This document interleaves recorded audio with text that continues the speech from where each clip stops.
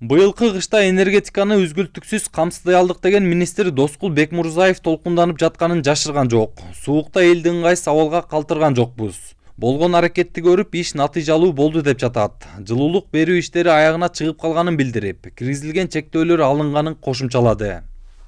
Действительно эле тарыхый кыйын учурлар болду. Анткени биздин эң чоң көйгөйлүү маселебиз бул Токтогул ГЭСиндеги 4 агрегат ишке кирбей калган негизинен биз ага карабай жалпы энергетикалык жаамат биригип жакшы координациялык иштерди ыкчам өткөзүп биз кышты жакшы маанай менен бүтүрдүк. Ошондой эле министр энергетика тармагындагы алдыдагы пландарды айтып берди. Айтсак, Камбар ата бир ГЭСинин курулушу жайында башталат экен. Ал үчүн акча каражаттары каралган. Бул долбоор Кыргызстанга гана эмес, коңшу мамлекеттерге да пайдасы тиет деп жатат. Курулуш иштерине кошуна өлкөлөр көмөктөшпөй турган болсо, анда Кыргызстан өз күчү менен салууга чамасы жетиштүү экенин айтты. Канча көлөмдө, канча инвестиция салынат, бул мен ойлойм май айында аныкталат. Анткени май айында бизде ушу коңшу өлкөлөрдүн бардык президенттери келип, ушул жерде биздин президентибиз менен чогуу талкуулашып, бир чечимге чыгат деген ишенимдебиз.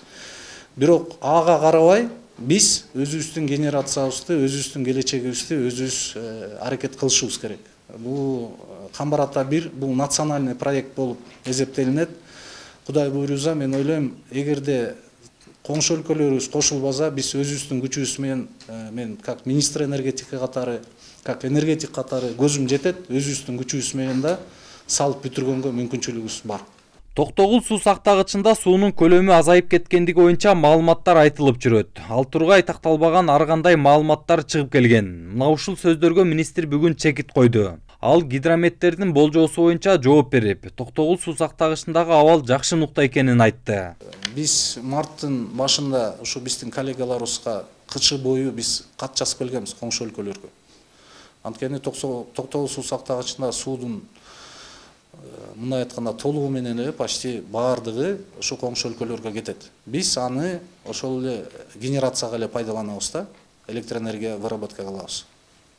Анан бүгүнкү күндө биз ошо жазга маал келгенде, эгерде Токтогул суу сактагычынын көлөмү кескин түрдө азая турган болсо, ушу гидрометтен бизге багы терс, туура эмес, суудун көлөмү аз болот, жаан чачым аз болот деген маалымат келе турган болсо, анда биз кошуналар менен сүйлөшкөнбүз.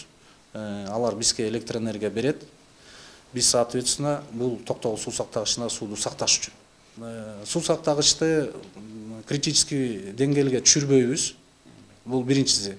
Экинчиси, биздин прогнозторубуз боюнча быйыл суудун көлөмү Кудай буйруза жакшы эле болот деген ишеничтебиз. Жакында эле Ош электро ишканасынын мурдагы жетекчиси кармалганы кабарланган. Ал мамлекетке 134 миллион сом чыгым келтиргени айтылууда. Ага коррупция беренеси боюнча иш козголуп, тергөө иштери жүрүүдө. Кылмышка шектүү жетекчинин бул аракети кандай жол менен жүргүзүлгөн деген суроого министрдин жообу төмөндөгүчө болду. Күнөөлөр бар экенин аны укук коргоо органдары өздөрү териштирип чыгат. Бул президенттин тапшырмасы. Анан мертвые души дегенде сиз туура маселе коюп атасыз.